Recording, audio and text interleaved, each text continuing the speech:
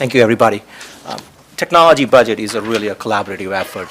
The process starts in November, a timeline, and really starts working with the department chairs, building administrators, directors, ultimately my colleagues, folks in the business office, and then to Mrs. Rodriguez.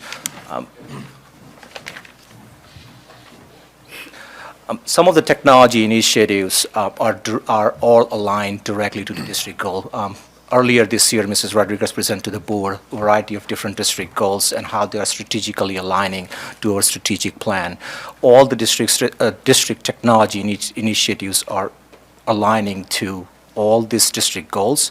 Majority of them are on student focus. And that's really the purpose of producing the variety of different initiatives. How are we impacting our students? Technology is a tool, and it's only good when we use it correct.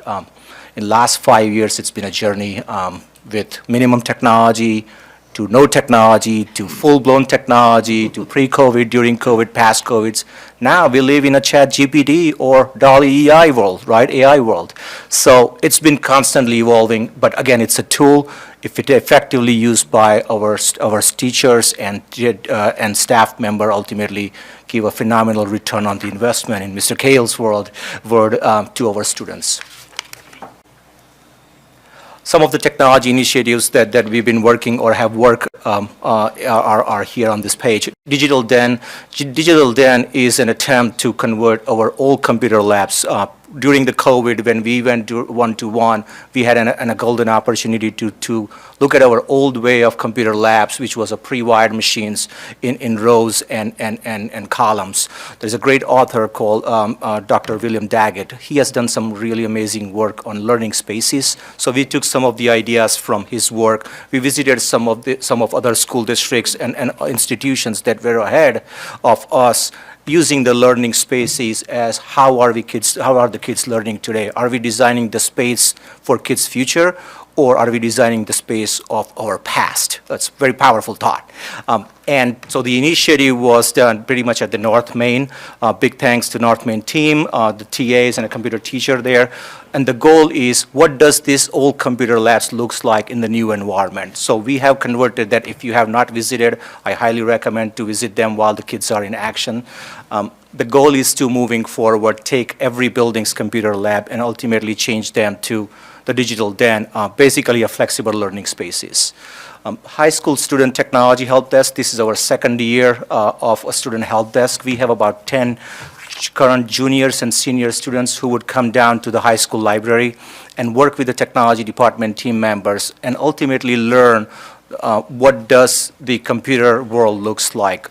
High school administration and working with Dr. Hessler, we have done a really good job of a variety of different courses. We offer currently Intro to Coding, we offer AP Computer Science Principles, but to me, in our mind, it's more learning from the book. This really gives the kids a hands-on experience and ultimately prepare them for the college and career readiness. Not every kid may go into the cybersecurity or into the computer world, but this allows them to just get enough basic knowledge of troubleshooting no matter which field they go. This will be a very basic requirement. Working with the high school admin, Mrs. Soto and Dr. Hassler, we are proposing 2 new technology-related courses. One is cybersecurity part 1 and a web design. We have the course request out there, and we will look at the numbers when the course request comes back and then see where we are and can we offer this course to our students. We continuously support our parents and students who cannot afford, either they do not have the internet at home or cannot afford the internet at home. We have certain MiFis that we purchase through T-Mobile, and we do provide that support to our students. We continuously implementing one-to-one district device rollout. Any students who register for our district would get the district device from that. Currently, we have 99.23% of district's students has a district assigned device. Smart panels, we are in our 5th year of replacing the old smart boards, which is a little bit older technology, with the smart panels. This allows the instructional leader, our teachers, to stay in front of the panels, but then also work with the students in a really live environment. We have completed the replacement of the smart boards in all K-5 buildings in the last 5 years. Next 2-3 years, our focus will be replacing the middle school and high school's smart boards with the smart panels. E-rate is a federal fund. It's called educational rate, and it really based on the district's free and reduced data. It provides the districts a specific amount of dollar amount to replace certain back-end infrastructures. We applied our first phase of E-rate, well, one of the first phases of our E-rate was about 5 years before. This is where we coupled our smart school funding and replaced a lot of back-end switches and wireless access points in every single classroom. It's about the time that we plan to replacing our network switches. Network switches are basically a communication devices that allows to connect the bits and bytes of the data that flows from a student Chromebook all the way to google.com or chatgpt.com. That infrastructure upgrade is a part of this budget. Every 5 years we apply, we used to apply every year and kind of pay the BOCES support fee. We figured out a better and efficient way to apply every 5 years that allows the district to basically take the chunk of that money and really invest in the infrastructure. As for this budget, for this 5-year cycle, we are qualified as a district $1,095,000. We are at the point of 60% E-rate, so 60% will be paid from the E-rate federal program. The remaining $439,000 needs to be budgeted in the district general fund. So I'll discuss in the next couple of slides how we have budgeted that $439,000. One of the big, this is what keeps me and the department at night, the cybersecurity. District stakeholder trust us and provide us a variety of different data to us, variety of different information to us, whether it's a child date of birth, the address, social security number of staff, and we take this extremely, extremely important. This is always the front and center of our initiatives, no matter what initiatives we take. We are a part of an organization called MSISEC. It's a multi-state information security analysis center. In fact, we are actually representing one of the two K-12 in the entire nation. We have a seat on the table to shape some of the funding, and we follow their best practices and best standards to the T. The cybersecurity, basically, it's everyone's job. It's not just the technology department job. And this is a journey, and we are doing some good work in this journey. Again, the work is not done. I always feel like it's just the beginning. Every year we master something, there is something new comes up. But this slide is a representation of a holistic approach of how do we defense and put the resources into the cybersecurity. It starts from the bottom up, host systems and application defense. Majority of our systems are cloud-based now. In last 3 to 4 years, we have pushed all our applications in the cloud. That allows us to maintain what's left internally better, but also allows being partnered with the right vendors to support these systems, not only from an application side, from a cybersecurity side. We do a constant network monitoring and defense. We have a sensors like Albert in place. This sensors triggers any anomaly that sends into the traffic. If the bad actor is following a specific pattern, these sensors are designed to follow the pattern and match the pattern and triggers an email and a text message and a call to us to say, hey, there's something happening. Similar environment, similar logic in perimeter and user and data defense. We implement the CIS controls. When we roll out the new computers, what we call in technology is hardening the image. We try to make sure that when we roll out the new technology, it's secure from day one, not once it's in place in front of the user. And the last, we continuously monitor geopolitical threats and what's happening in the real world and see the cyber threats around, not only just around us, but also the nation. There are some nation terrorist states that impact our cyber landscape, and sometimes when there's a big political announcement, all of a sudden in a week or so, we see a big attacks on the different networks. But again, it's a constant process and it's a journey.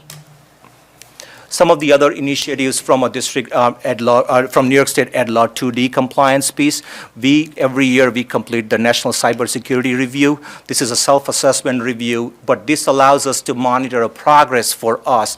Where were we last year or a year before, and where are we today, and what area that we need to improve upon. This is the review of the NIST cybersecurity framework. Email phishing campaign, up to last year, we were only doing the phishing campaign for staff. Mrs. Tauber had a great point last year in the presentation that, what about the kids? And that has shaped our thought process a little bit differently this year. Anyone who has an email address, whether it's a staff or students or substitute or student teacher, we are actually using them as a phishing campaign. We changed our company last year to this year. Last year, what we learned from working with the different teacher leaders is when we send out the phishing campaign, they used to print out hey, this is the phishing campaign of the month, and they would post it on a teacher's bulletin board, so everybody would know that. So it kind of gave us the data, but it wasn't really the real-time data. So this time we changed the company. The company name is InfoSec, and what it does, it gives us about 75 different email templates. So even if we print out 5, that doesn't mean you are getting the same 5 templates. So it gives us a better way of phishing the staff, and ultimately it's changing the human behavior. We are only strong at our weakest link, and that's really the attempt. Our phishing rate is a little higher because it's a new tool, and it's actually a lot more sophisticated tool. It's just above 7%. Our goal is for this year and ultimately next year is start bringing it down to right around 6.5, like a little bit under 7%. The industry standard is about 11%. So we are okay, we are decent, but we can be better. Mandatory cybersecurity training for all staff, so thank you all the board members to keep up my email sometimes after a second, third reminder. But this is another area that we are really good. If you're a new staff member, you have a 2 to 5 days, and we are very diligent in just disabling your account. Sometimes we get some nasty calls, but this is again protecting our information for our own purpose, that not allowing anybody to fall through the crack. In fact, this is one of the most written up area in recent cybersecurity audits from the state controllers. We have reviewed in last couple of months, I reviewed 6 different audits from the controller's office. This is the one area that they're picking up, that how you are doing at cybersecurity training, and not just sending out an email and saying, okay, one and done, but constantly monitoring who has not completed. So it's a lot of work, but I think it's well worth our investment. Continuously monitor and update our disaster recovery and incident response plan. It's an ongoing process. We are getting better and better in vetting the various different software, the data privacy agreements. It's all depending on the day. Sometimes we feel like it's just a legal side of the data privacy. But it helps us to be better and basically protect the students and staff data that the folks are trusting us. As I mentioned earlier, last year we did our NIST cybersecurity assessment. They have given us 14 bulleted points of certain improvements that we need to do. We are definitely ahead of that implementation roadmap, but it's work in progress. We have done, I would say, about 5, 6, we're working on the 6th one, implementation, but again, it's a 2 to 3 year project. Implementation of our EDLA 2D compliance, we use a tool called Symmetric. This allows us to monitor our own progress in a specific way in a compliance process. So if 3 years down the road, we can see what happened in year 2020, 2021, we can see that this is where we started, this is our journey. And last year, board approved a district strategic goal, and as a part of the district strategic goal, one of the goal was selecting and implementing central depositories system. We are well underway. We have connected many data points. We identified actually 2 more data points working with the various stakeholders. So we are working with the companies to bring that data points into the unified insight, and then goal is to roll it out for our teachers before this school year ends and ultimately go full-blown next September.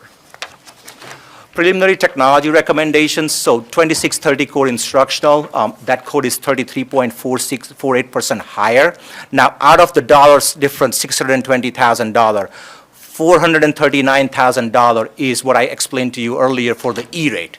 That's a 1 in a 5-year investment, and then based on that, we get close to $1.1 million. All the remaining codes are either pretty much close to 0 or reduce.